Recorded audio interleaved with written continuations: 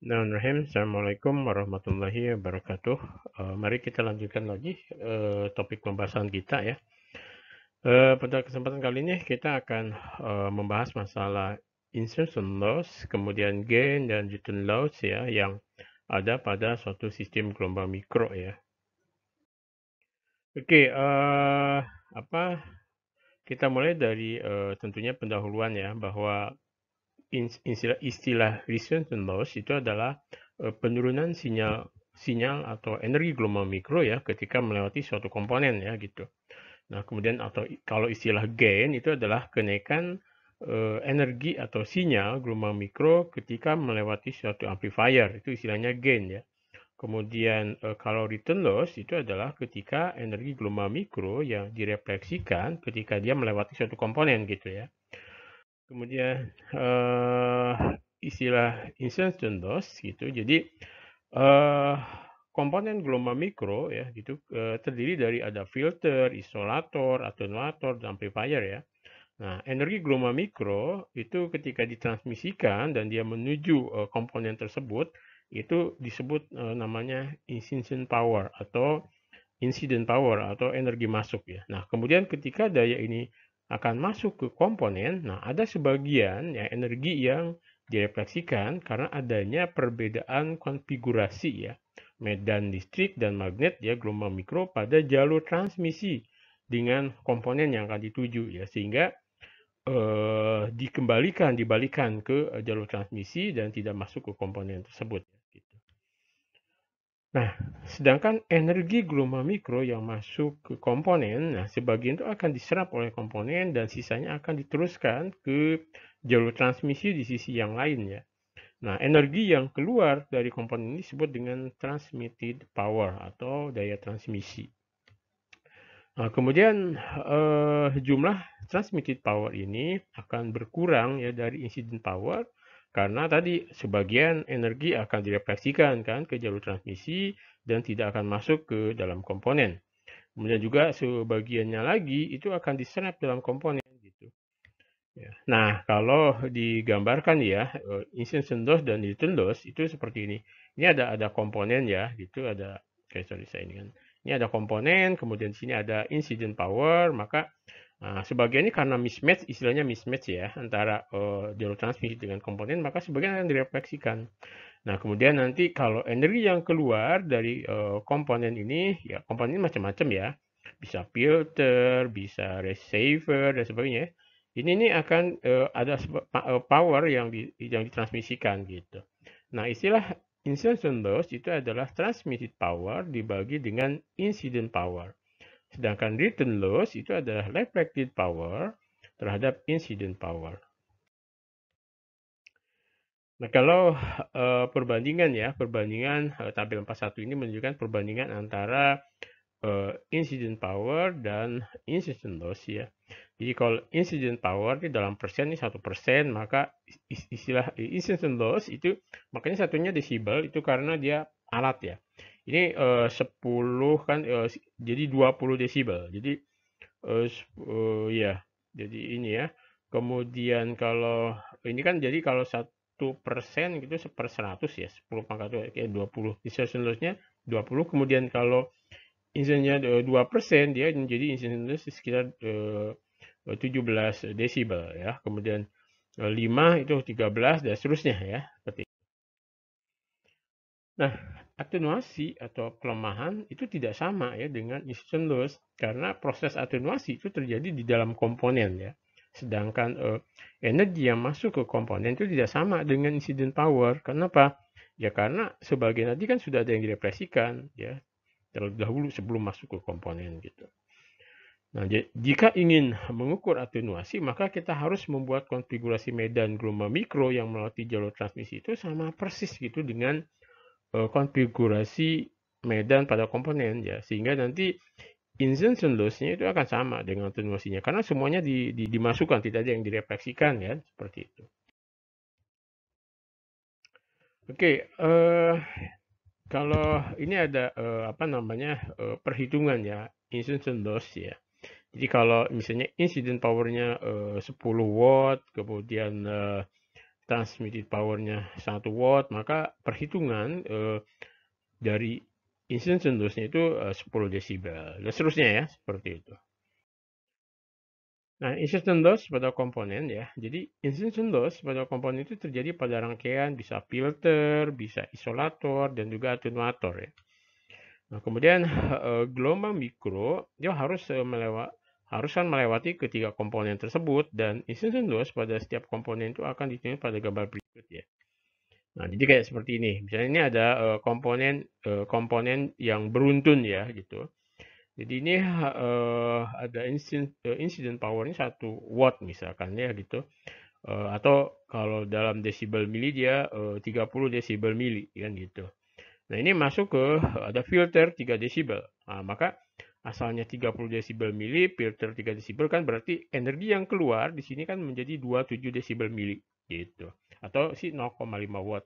Nah, kita bisa hitung ya, wattnya nanti jadi 10 pangkat desibel per 10 ya. Kemudian nanti ada isolator nih, 3 desibel, maka 27 min 3 kan menjadi 24 desibel. Kemudian ke sini ada atenuator lagi 10 desibel, maka sisanya tinggal 14 desibel gitu. Atau kalau dihitung dalam watt itu menjadi 25 miliwatt ya. Nah, atau jadi dari ketiga, ada filter, isolator, atenuator, ini totalnya itu adalah 16 desibel, maka kalau asalnya incident powernya 30 desibel, kemudian masuk ke di sini ada total incident loss-nya itu adalah 16 desibel, ya berarti 30 min 16 ya, 14 desibel mili ya. Gain, nah jadi jika komponen adalah sebuah penguat ya, maka transmitted power dari amplifier itu akan lebih besar gitu kan dari incident power, karena incident power kan mengalami penguatan ya, seperti itu. Nah, gain atau penguatan ini adalah perbandingan antara transmitted power atau output power ya terhadap incident power dalam watt satuannya ya. Nah, jadi gain itu adalah 10 loh dari output power per incident power, atau gain itu kalau dalam desibel itu adalah output power dalam desibel mili ya, dikurangi input power dalam desibel mili. Oke, ini diagramnya ya. Jadi ada input power atau incident power masuk ke amplifier, maka ini akan ada output power atau power yang ditransmitkan kan. Nah, cirinya kalau di amplifier adalah output power itu lebih besar daripada input power. Nah, ini kan perhitungan ya, gain dari suatu amplifier atau penguat dengan sebuah input power 10 miliwatt dan output powernya itu 200 miliwatt. Maka gainnya itu adalah 10 loh dari output power per input power ya. Jadi 200 miliwatt per 10 miliwatt. Jadi kita bisa ngitung nih, 10 loh 20 itu 1,3 kan, kali 10 ya 13 desibel gitu kan. Oke, jadi solusi kedua nih, kalau 10 miliwatt sama dengan 10 desibel mili, 200 miliwatt kan sama dengan 2-3 desibel mili, maka gainnya adalah 2-3 desibel mili dikurangi 10 desibel mili, jadi 13 desibel. Ingat, ini adalah besaran pisisnya, sedangkan ini adalah alatnya ya, gitu. Oke, ini contoh ya, kalau kita menghitung misalnya, hitunglah output power dari sebuah amplifier dengan gainnya 15 desibel mili dan untuk inputnya 3 desibel. Makanya tinggal dijumlahkan saja kan. Gainnya 15, input 3 ya berarti output powernya itu ada 18 desibel mili. Gitu. Nah, ini contoh cascade insertion loss dan gain ya. Misalnya ini ada atenuator, di sini ada amplifier, ini ada kabel, juga di situ ada kerugian energi kan, ada insertion loss, kemudian ada amplifier lagi, ada filter. Nah, di sini Anda lihat ketika ada misalnya masuk ya 6 desibel gitu, maka di sini akan berkurang karena ini ada incidence loss ya. Jadi 3, kemudian ada 10 jadi tambah 10, 13, nih kurangi 1, 12, tambah lagi 6 ya jadi 18. Kemudian ini ada incidence loss 2, jadi sehingga di sini menjadi tinggal 16 ya tentunya, 16 desibel mili ya. Nah, kemudian kira-kira total gainnya 10, kemudian ini 6 kan jadi 40 desibel. Oke, mismatch dan return loss ya. Jadi mismatch terjadi pada sambungan antara kabel koaksial dan microstrip ya, karena konfigurasi medan yang tidak sesuai gitu ya. Nah, misalnya antara koaksial, kemudian microstrip kan, gitu itu beda ya, sehingga akan ada mismatch. Nah, pada kabel koaksial, arah medan gelombang mikronya itu menyebar secara radial kan, dari pusat konduktor ya kan. Kemudian sedangkan pada microstrip, sebagian menyebar dari konduktor ke insulator kan gitu. Nah, sehingga di situ akan muncul mismatch ya di sambungannya itu ya, interface. Nah, peralatan untuk mengukur insertion loss dan return loss itu namanya ada ya. Jadi peralatan yang dipakai untuk mengukur berapa sih insertion loss dan berapa return loss disebut dengan network analyzer ya, yang terdiri dari komponen power meter, sumber sinyal, komputer, CRT dan ya seperti ini ya dalam bentuk kayak site ya. Oke, nah ini dia ya. Jadi ini alatnya ya untuk network analyzer untuk lihat insertion loss, return loss dan sebagainya, tinggal dimasukin saja.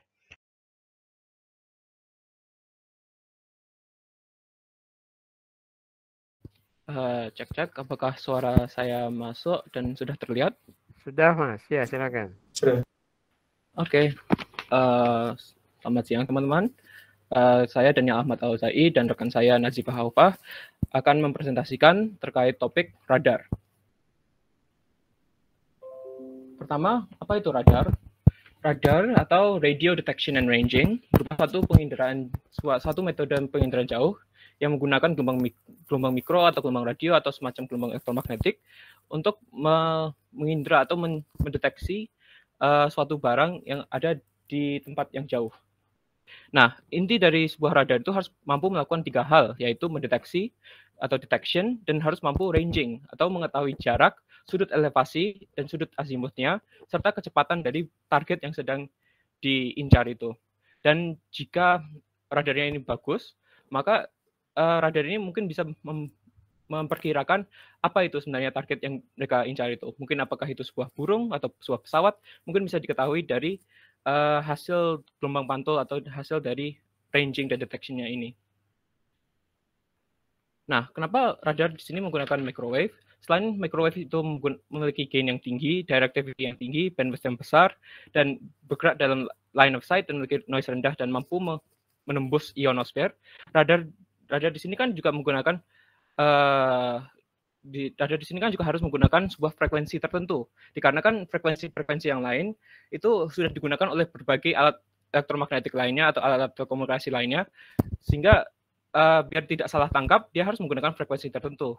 Nah, oleh karena itu, dengan menggunakan microwave, dia bisa lebih fleksibel dan lebih bervariasi menggunakan radarnya itu sendiri. Nah, selain itu, microwave itu memiliki frekuensi yang cukup besar, maka nanti hasil dari resolusi dari radarnya itu sendiri akan jauh lebih baik.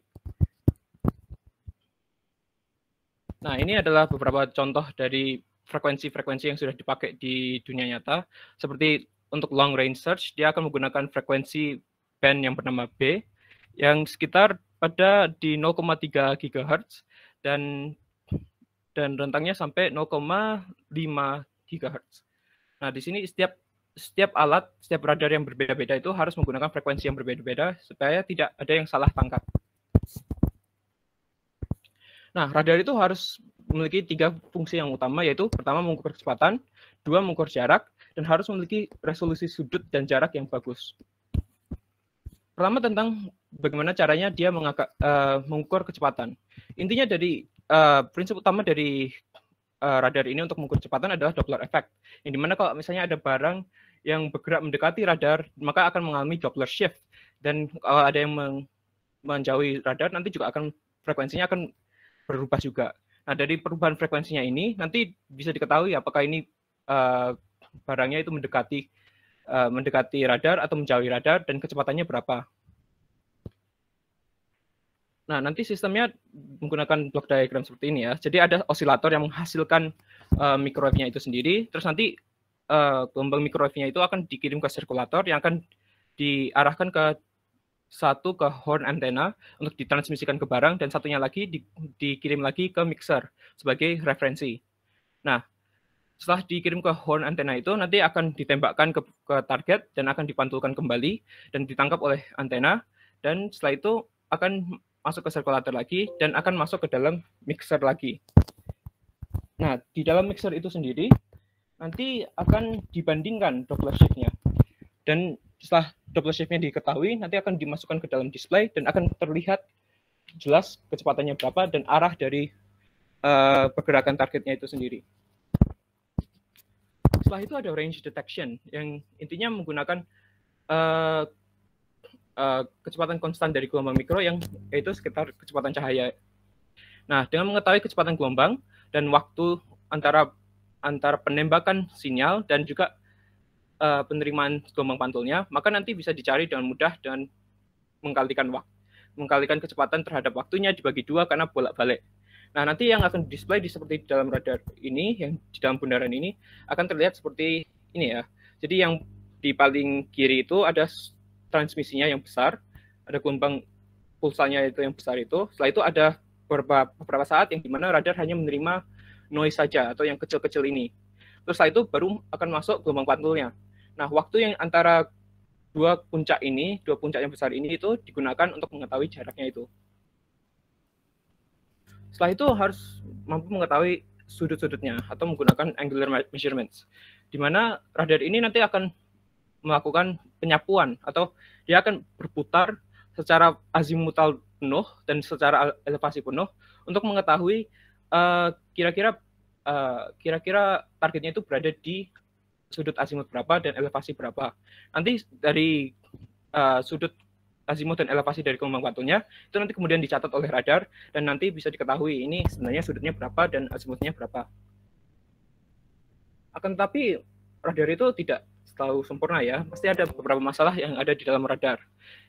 Dan 3 masalah utama yang ada di dalam radar itu adalah masalah clutter, ambiguity, dan masalah resolution-nya. Pertama terkait masalah clutter. Nah, clutter terjadi ketika gelombang pantul dari target disamarkan oleh gelombang pantul lingkungan yang jauh lebih besar. Jadi, misalkan kita punya radar yang ada di sini ya, yang seperti tank itu. Nah, di situ nanti dia akan menembakkan sebuah gelombang mikro. Nah, sebenarnya targetnya adalah pesawatnya.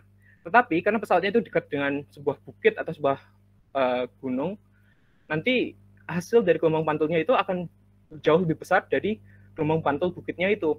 Sehingga gelombang pantul dari targetnya itu akan seolah-olah tersamarkan oleh gelombang pantul dari bukitnya itu sendiri. Nanti akan terlihat seperti gambar di bawah, yang dimana yang gelombang raksasa ini yang di sini, yang di paling kanan itu adalah dari bukitnya itu, tetapi targetnya hanya sekecil ini, hanya berada di atasnya itu sendiri dan sangat kecil, sehingga agak sulit untuk dibedakan mana yang target dan mana yang menjadi lingkungan. Nah, solusi dari masalah clutter ini adalah dia harus menggunakan 2 pantulan atau dia harus mengirimkan 2 pulsa. Nah, pantulan pertama itu digunakan sebagai pantulan referensi dan karena lingkungan itu bersifat diam atau tidak bergerak, maka gelombang pantul dari lingkungan itu akan selalu sama. Sedangkan untuk targetnya itu sendiri, karena dia bergerak dan menjauhi radar atau mendekati radar, maka akan selalu berbeda-beda. Dan perubahan jarak dan waktu yang dibutuhkan akan menghasilkan beda fase juga di dalam gelombang pantulnya. Sehingga gelombang pantul yang dari lingkungan itu dapat dihilangkan dari gelombang pantul kedua karena kita sudah memiliki referensi dan kita bisa menghilangkan gelombang pantul yang atau gelombang-gelombang pantul yang kelihatannya sama. Sehingga yang tersisa adalah gelombang pantul dari target. Nah, di sini terdapat 2 jenis metode untuk menghilangkan pergerakan untuk mengetahui dan menyelesaikan masalah clutter ini, yaitu ada MTI atau Moving Target Indicator yang digunakan untuk radar diam dan Doppler radar yang digunakan untuk radar yang bergerak seperti di pesawat-pesawat. Bedanya antara MTI dan Doppler radar ini adalah Doppler radar ini menggunakan dan mempertimbangkan Doppler shift untuk pantulan referensi. Jadi ketika pesawatnya ini bergerak, maka seolah-olah lingkungannya juga akan ikut bergerak kan. Nah, nanti gelombang pantul dari lingkungan ini akan selalu memiliki Doppler shift yang sama. Karena si radar itu bergerak dengan misalkan kecepatan konstan atau kecepatan ya seperti kecepatan konstan itu, nanti si lingkungan itu juga akan memiliki Doppler shift yang sama dengan kecepatan dari si kecepatan radarnya bergerak. Nanti yang akan berubah-ubah adalah dari gelombang pantul targetnya itu. Makanya dinamakan Doppler radar karena menggunakan dan mempertimbangkan Doppler shift-nya dari lingkungan. Nah, tetapi karena dia menggunakan banyak transmisi, dia akan muncul masalah baru, yaitu ambiguity, yang dimana itu terjadi ketika radar mentransmisikan banyak sinyal, tapi tidak bisa membedakan gelombang pantul yang ditangkap itu berasal dari transmisi yang mana. Misalkan kita punya 3 transmisi ya, misalnya transmisi A, B, dan C. Ketika kita mentransmisikan gelombang A, maka ada kemungkinan bahwa gelombang pantul itu akan masuk ketika kita sedang melakukan transmisi gelombang B, sehingga nanti akan tersamarkan. Atau ketika kita sudah mengeluarkan transmisi dari gelombang A dan B, ternyata gelombang pantul dari A itu baru masuk ketika B itu sudah mulai mendengar. Jadi kita nggak tahu ini sebenarnya ini gelombang pantul dari mana, ini gelombang pantulnya A atau si B, dan seterusnya untuk gelombang yang ditransmisikan berikutnya, sehingga radar itu akan sangat kesulitan untuk mengetahui ini sebenarnya gelombang pantulnya itu asalnya dari mana. Nah, untuk menyelesaikan masalah ambiguity itu, maka harus digunakan PRF yang berbeda-beda. Nah, PRF itu apa? PRF adalah pulse repetition frequency yang berupa berapa kali pulsa diulang dalam waktu 1 detik. Nah, untuk PRF yang tinggi, dia itu akan kita bisa mengetahui kecepatannya karena yang dilihat di gambar ini, yang di gambar B ini ya, itu spectral lines-nya yang di bagian kanan itu akan jauh lebih sedikit sehingga lebih mudah untuk mengetahui Doppler shift-nya.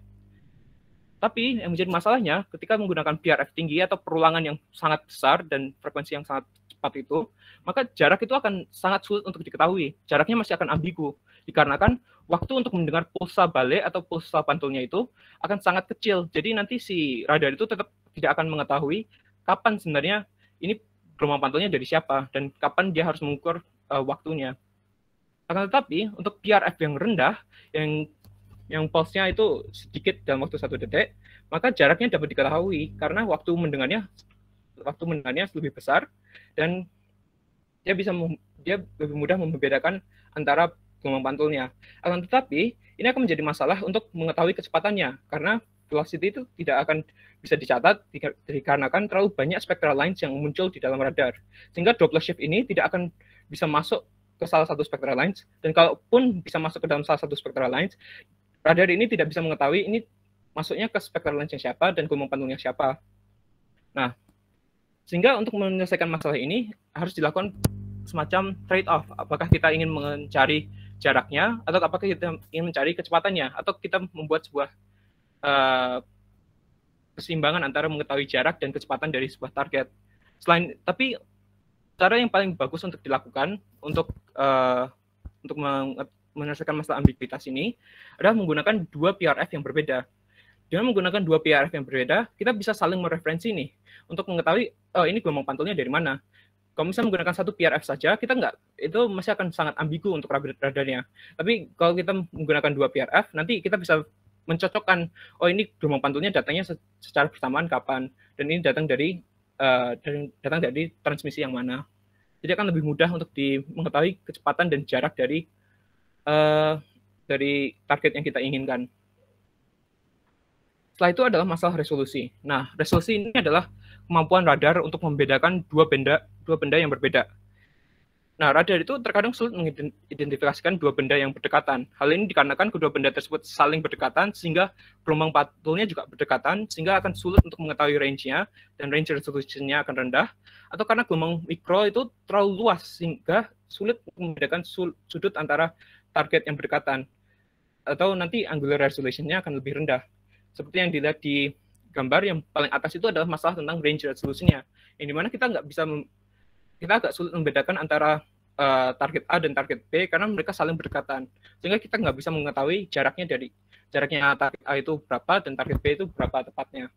Selain itu, untuk yang bawah adalah masalah tentang angular resolution-nya, yang dimana kalau misalnya benda-bendanya terlalu berdekatan, nanti sudut yang tercatat juga akan sangat mirip. Jadi kita nggak bisa mengetahui bedanya antara sudutnya si target A dan si target B.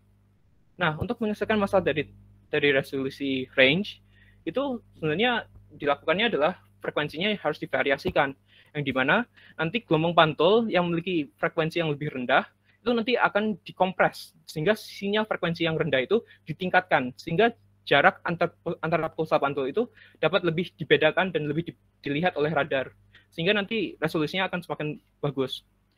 Dan untuk angular resolution-nya, itu dia harus melakukan ada 5 cara untuk meningkatkannya berdasarkan rumus yang di atas. Yang dimana L itu berupa adalah jarak toleransi antara dua target, dan R adalah jarak, lambda adalah panjang gelombang, dan D adalah itu lebar antenanya.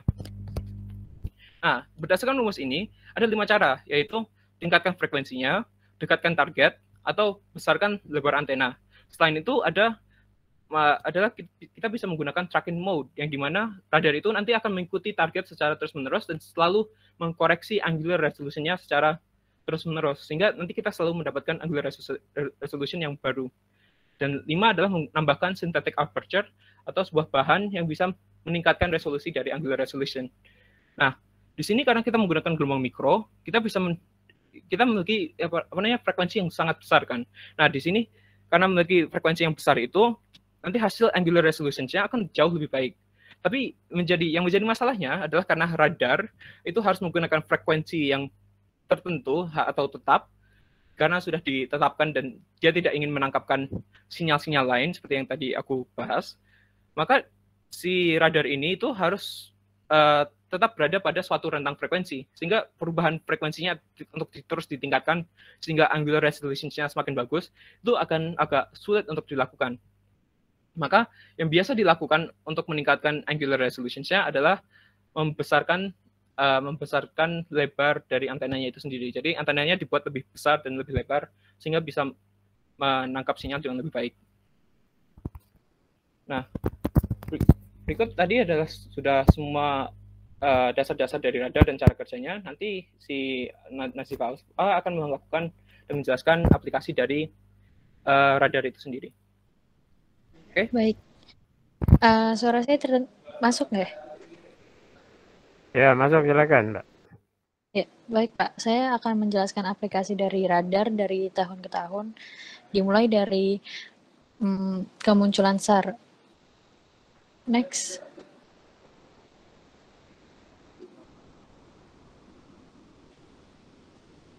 SAR atau Synthetic Aperture Radar muncul pada tahun 1958. SAR itu adalah radar aperture sintetis, merupakan bentuk radar yang digunakan untuk membuat gambar dua dimensi atau rekonstruksi objek tiga dimensi seperti landscape. Nah, satelit SAR itu beroperasi pada frekuensi yang ditentukan pada L-band, C-band, dan X-band. L-band, C-band, X-band itu termasuk dalam band yang ada pada microwave atau gelombang mikro. SAR biasanya dipasang pada platform yang bergerak seperti pesawat terbang, UFA drone, atau pesawat luar angkasa yang memiliki asal-usul dalam bentuk radar udara tampak samping atau side-looking airborne radar atau SLAR yang canggih. Nah, SAR ini adalah dasar dari aplikasi radar. Next. Kemudian pada tahun 1974 muncul Skylab. Skylab itu adalah stasiun luar angkasa yang diluncurkan dan dioperasikan oleh NASA, dan stasiun luar angkasa pertama Amerika Serikat. Nah, pada Skylab itu terdapat dua instrumen. Yang pertama, dua instrumen yang berhubungan dengan gelombang mikro, yang menggunakan gelombang mikro. Yang pertama adalah S193, yaitu desain instrumen implementasi pertama dari gabungan sensor gelombang mikro, pasif, dan atau aktif. Ketiga komponen instrumen yang beroperasi pada frekuensi yang sama, yaitu pada KU band. Yang KU band juga terdapat pada band yang ada di microwave. Dan bagian microwave penerima dan berbagai antena gimbal yang sama dan sistem pemindaian. Pada frekuensi menengah, sinyal yang diterima bisa masuk ke salah satu dari tiga bagian, pita lebar untuk radiometer, pita agak sempit untuk altimeter, dan pita sempit untuk scatterometer. Scatterometer mengukur koefisien hamburan balik, laut, dan medan sebagai fungsi dari sudut datang.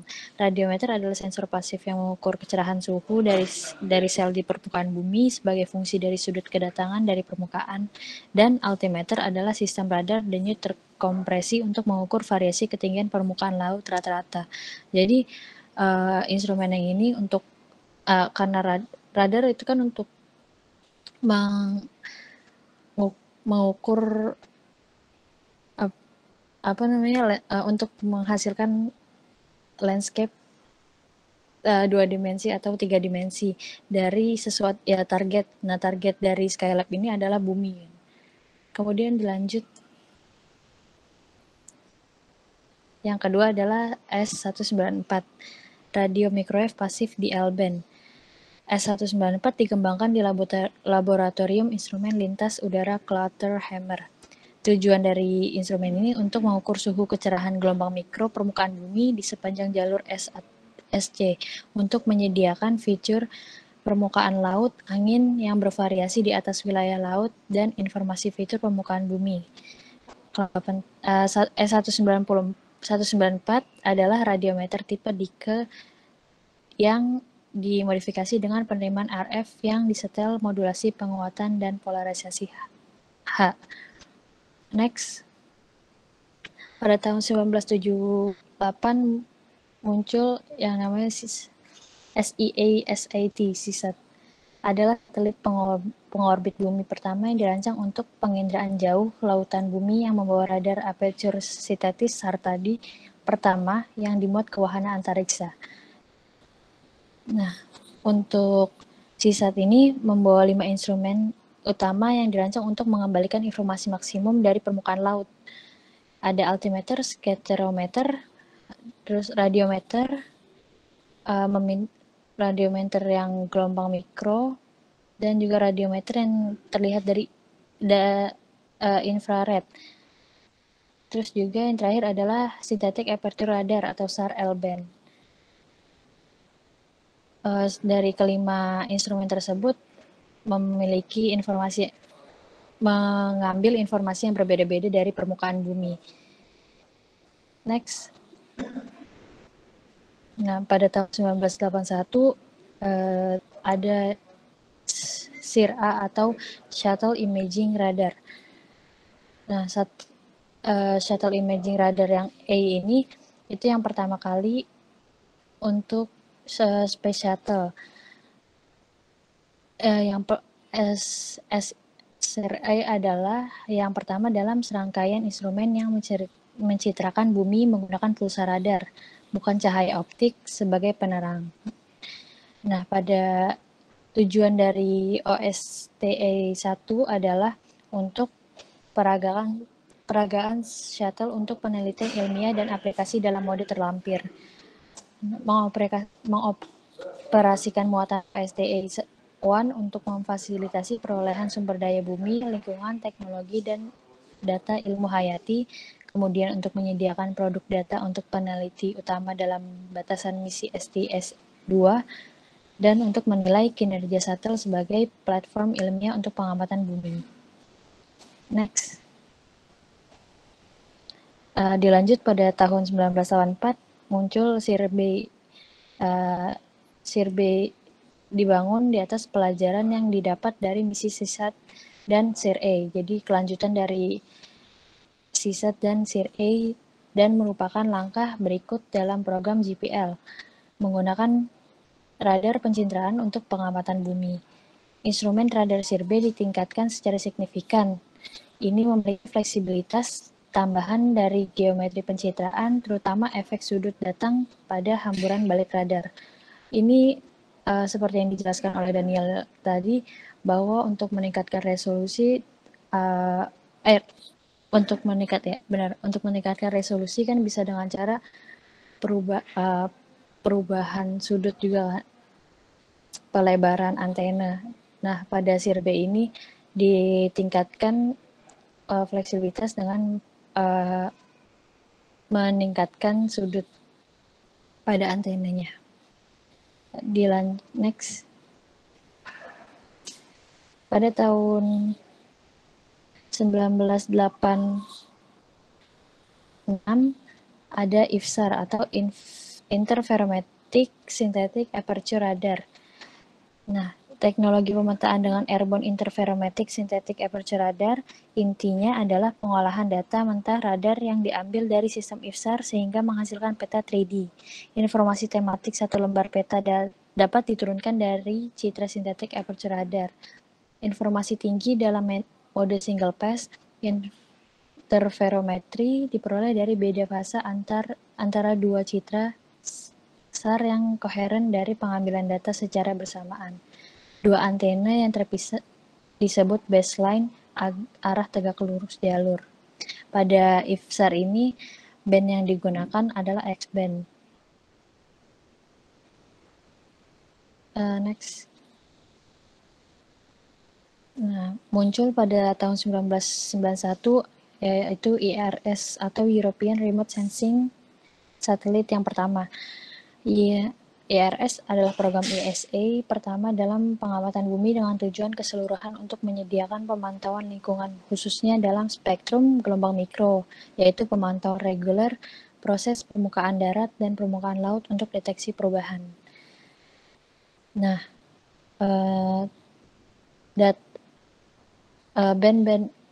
radar band yang digunakan adalah X-band, dan juga X-band link kecepatan tinggi, dan juga X-band dengan 15 Mbps low rate link untuk real time dan pemutaran data LBR. Next. Pada tahun 1992 muncul GRS-1.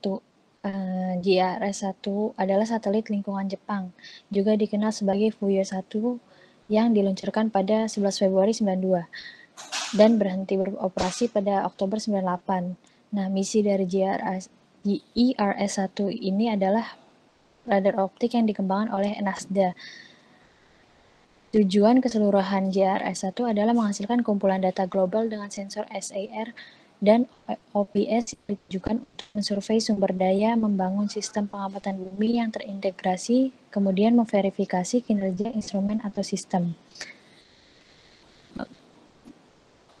Aplikasi misi difokuskan pada survei fenomena geologi, penggunaan lahan, pengamatan wilayah pesisir, peta geologi, lingkungan, pemantauan bencana, dan demonstrasi interferometri SAR 2 jalur untuk deteksi perubahan. GRS-1 membawa contoh awal instrumen SAR, itu adalah radar aperture. Next. Nah, pada tahun 1994 muncul desain SIR-C, yaitu lanjutan dari misi SIR-A dan SIR-B dalam penggunaan teknologi SAR untuk mempelajari ilmu bumi. Sistem C-band terdistribusi multipolarisasi ditambah kemuatan SIR-B, jadi mengupgrade lagi dari instrumen SIR-B agar resolusi semakin baik. Bersama dengan sistem L-band terdistribusi multipolarisasi yang lebih kuat. Radar SIR-C terdistribusi terdiri dari banyak pemancar solid state berdaya rendah yang didistribusikan di seluruh lubang antena. Next. Yang terakhir adalah IRS-2 tahun 1995. IRS-2 adalah misi ESA lanjutan dari IRS-1. Pada satelit IRS-2 pada dasarnya adalah salinan dari IRS-1, kecuali bahwa itu mencakup sejumlah perangkat tambahan. Itu juga membawa instrumen muatan baru untuk mengukur komposisi kimia atmosfer bernama GOM atau Global Ozone Monitoring Experiment. Untuk aplikasinya, satu lagi, next. Pada tahun 95 muncul pula RadarSat. Nah, program RadarSat terdiri dari sepasang satelit pengindra jauh dari Canadian Space Agency. RadarSat 1 adalah satelit radar pencitra bumi yang diluncurkan CSA pada 4 November 1995. Kemudian RadarSat 2 adalah satelit radar pencitraan bumi yang diluncurkan oleh CSA dan MDA pada 14 Desember 2007. Tujuan misi RadarSat adalah memberikan informasi yang berguna bagi penggunaan komersial dan ilmiah di bidang-bidang seperti manajemen bencana, interferometri, pertanian, kartografi, hidrologi, kehutanan, oceanografi, studi es, dan pemantauan pantai. SAR adalah muatan utama dari radar SAR-1 dan radar SAR-2. SAR dapat mencitrakan bumi pada frekuensi gelombang mikro, tunggal 5,3 GHz dalam pita C. Ini memungkinkan gambar bumi diperoleh siang atau malam dalam kondisi atmosfer apapun seperti tujuan awan, hujan, salju, debu, atau kabut. Sekian untuk aplikasi yang bisa saya jelaskan. Mohon maaf jika banyak kesalahan. Apakah ada pertanyaan? Oke, terima kasih Mbak Nazifah ya. Oke, Iya, silakan. Pak. Silakan kalau mau ada yang ingin dikonfirmasi. Cukup jelas ya.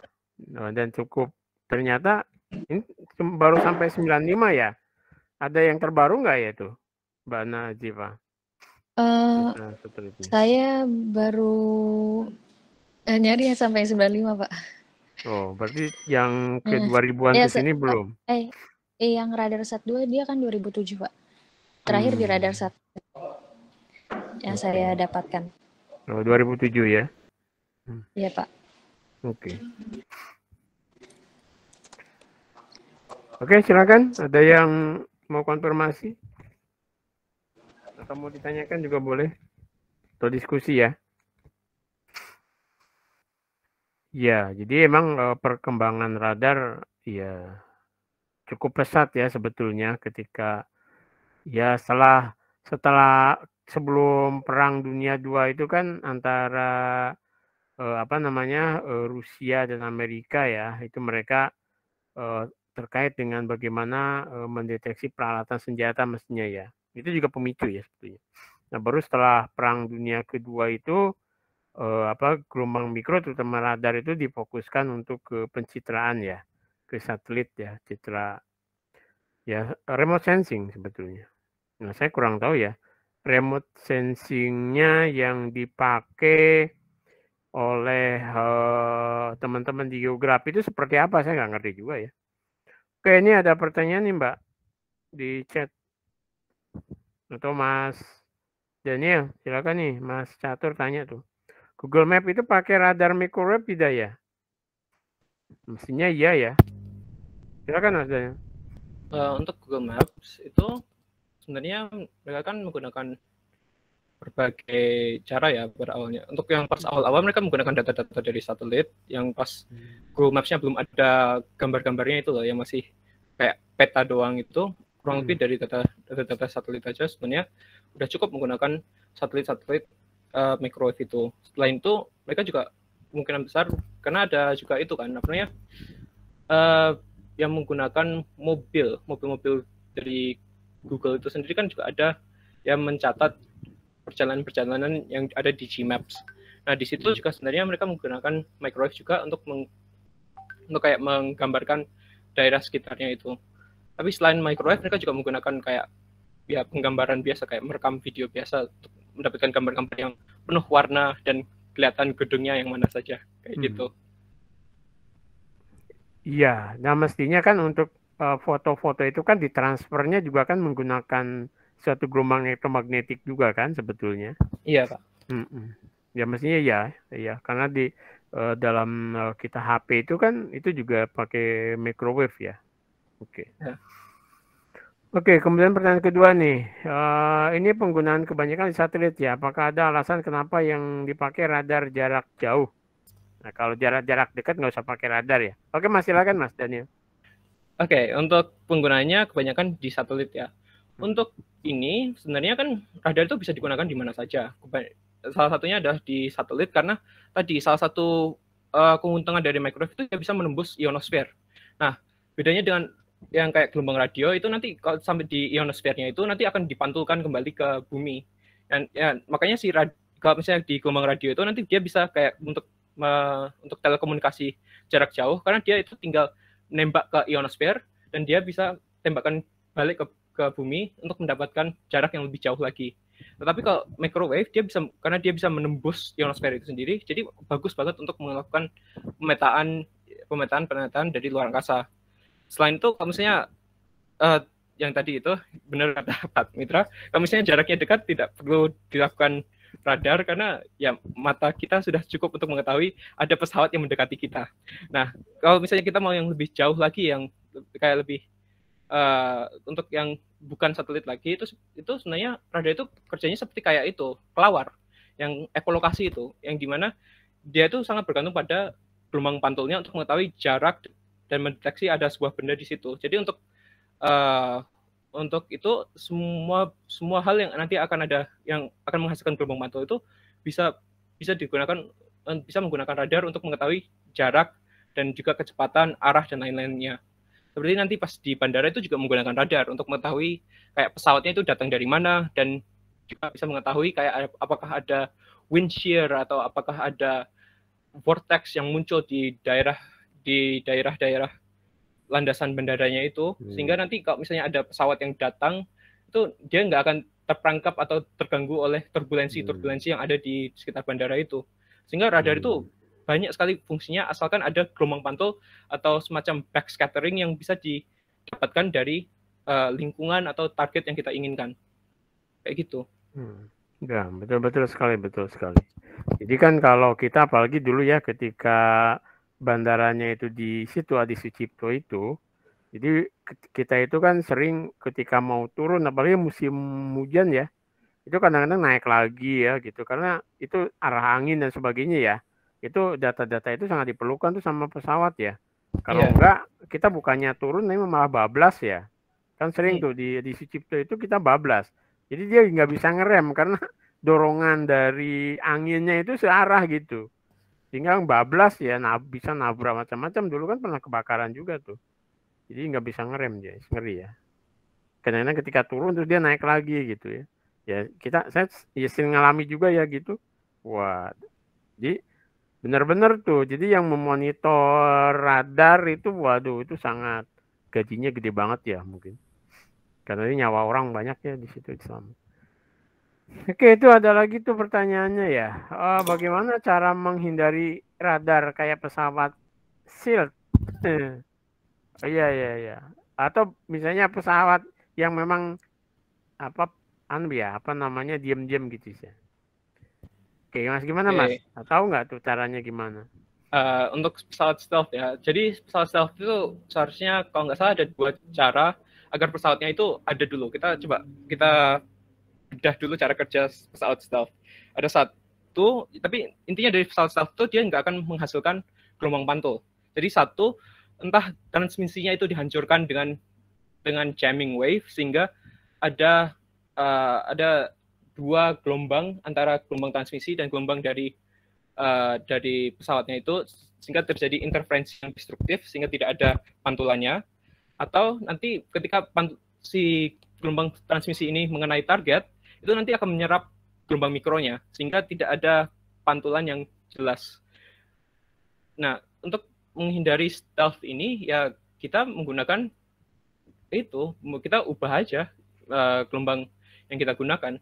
Karena nanti kalau misalnya misalkan kita menggunakan microwave pada frekuensi ini, tapi ternyata jamming yang digunakan oleh stealth jet ini bisa menjamming sekitar pada frekuensi dari A sampai B, maka nanti kita menggunakan frekuensi lagi untuk di tingkat C. Nanti atau kalau misalnya dia bisa menyerap gelombang mikro dari rentang D sampai E, kita nanti bisa menggunakan gelombang mikro dari A, kayak gitu. Nanti kalau misalnya sebenarnya yang dilakukan oleh militer itu semua frekuensinya itu divariasikan sehingga kebanyakan seluruh elektromagnetiknya itu juga kepake, hampir seluruhnya kepake, kecuali yang di bagian partikel-partikel itu yang kayak X-ray dan gamma dan lain-lainnya kan itu bakal nembus dari targetnya itu. Sehingga nanti kalau misalnya yang sebelum cahaya tampak itu sebenarnya banyak yang sudah dipakai untuk mendeteksi stealth jet atau barang-barang yang tidak bisa dideteksi oleh satu spektrum saja gitu. Oke, betul sekali ya. Dulu sebetulnya ada alumni kita ya yang dulu kerja di Batan ya, itu menawarkan tentang ini coating untuk coating kapal selam ya. yang biar tidak terdeteksi oleh radar Amerika. Nah, jadi caranya di coating gitu, bisa juga ya. Jadi selain memancarkan anti gelombang mikro gitu ya, bisa juga tadi kan interferensi ya, bisa jadi menggunakan interferensi gitu sehingga nanti terjadilah destruktif interferensi ya, atau tadi di coating. Jadi semua badan pesawatnya di coating sehingga ketika ada gelombang mikro itu karena masuk coating, nah nggak bisa dipantulkan gitu loh. Nah, tapi nggak tahu udah nyampe mana ya yang dibikin ya, kita nggak ngerti juga. Nah, Anda boleh juga tuh bikin coating ya, bikin coating kayak semacam apa ya, ya coating cat lah gitu, cat yang itu bisa mahal banget tuh kalau Anda bisa bikin ya, cat anti radar misalkan ya, wah bisa kaya raya Anda, terutama untuk yang iya kapal dari Vietnam kali ya untuk nyuri ikan ya. Oke, kemudian ini ada Muhammad Aulia nih. Misal untuk apa? Oh ini yang berarti gelombang yang dipakai untuk radar tergantung untuk apa ya? Maksudnya gimana ya? Saya nggak ngerti juga nih. Misalkan untuk pemetaan dasar laut gelombang mikro bisa tidak ya? Bisa sekali ya. Sekarang kan kalau nggak salah masih pakai sonar ultrasonik. Nah ya, tapi sonar itu juga sebenarnya kebanyakan pakai gelombang mikro. Silakan Mas Daniel atau Mbak Nazifa. Oke, untuk pemetaan dasar laut itu microwave seharusnya bisa. Akan tetapi yang menjadi masalahnya adalah, dan kenapa lebih bagus menggunakan ultrasonic adalah karena indeks bias air dan indeks bias dari daerah yang dia transmisikan itu berbeda. Sehingga nanti gelombang pantul yang diterima itu perlu lebih banyak waktu dan lebih banyak perhitungan yang lebih ribet lagi untuk mengetahui ini sebenarnya dasar laut itu isinya apa aja. Jadi lebih baik yang digunakan adalah gelombang sonar yang sebenarnya dia tidak terlalu terpengaruh oleh indeks bias yang berbeda, karena yang diambil adalah getaran-getarannya saja. Itu. Jadi arahnya kalau microwave kan lebih bagus buat menentukan arah, tapi karena ini buat pemetaan dasar laut yang luas, mending itu aja gelombang sonar yang juga bisa lebih luas dan juga bisa tidak terlalu terpengaruh oleh indeks biasnya. Kayaknya seperti itu. Ya, oke. Oke, masih ada? Mungkin sudah cukup kali ya. Oke, Mas Daniel dan Mbak Nazifa, terima kasih banyak ya sudah memberikan wawasan ke kita semua ini. Oke, ya yang tertarik ya silakan baca.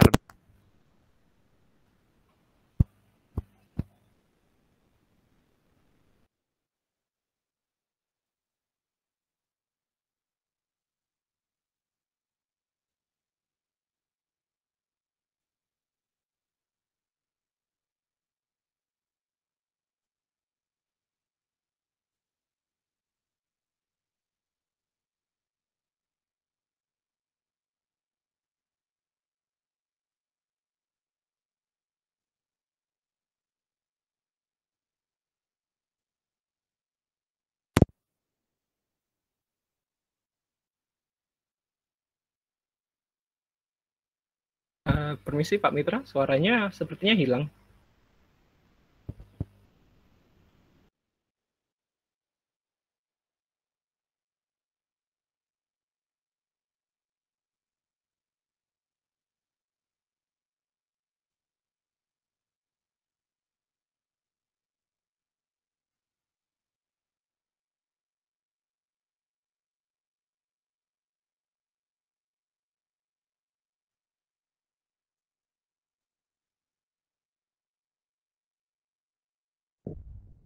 Tes. Sudah terdengar, Pak. Dengar, Pak? Halo? Halo. Terdengar, Pak. Terdengar, Pak. Oke, sorry, saya pakai ini malah suaranya hilang, kali rusak mikrofon saya. Oke lah, kalau sudah, terima kasih ya. Oke, baiklah, mungkin nanti kalau Anda tertarik lebih lanjut, silakan untuk mempelajari ya. Terakhir itu info saya dari teman-teman di Batan Serpong itu, mereka tuh lagi riset juga. Jadi mereka membeli perangkat baru gelombang mikro ya, peralatan gelombang mikro untuk perangkat sonar ya. Mereka akan itu pertahanan laut ya. Jadi karena kan waktu zamannya apa tuh Menteri Kelautannya itu loh ya lupa saya. Nah itu ya. Oke lah gitu. Ya kita Bu Susi ya, betul Bu Susi ya gitu. Oke, jadi gitu ya, terima kasih. Saya share screen kalau yang ingin kembali presentasi. Oke, terima kasih Mas. Ya.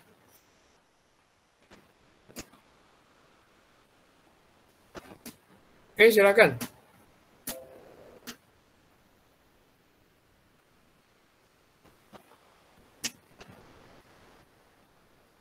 Oke, kuliah kita cukup ya. Terima kasih ya. Assalamualaikum. Waalaikumsalam. Waalaikumsalam warahmatullahi wabarakatuh. Oke. Terima kasih, Pak. Oke, ya, makasih. Terima kasih, Pak. Oke, makasih Mas Daniel.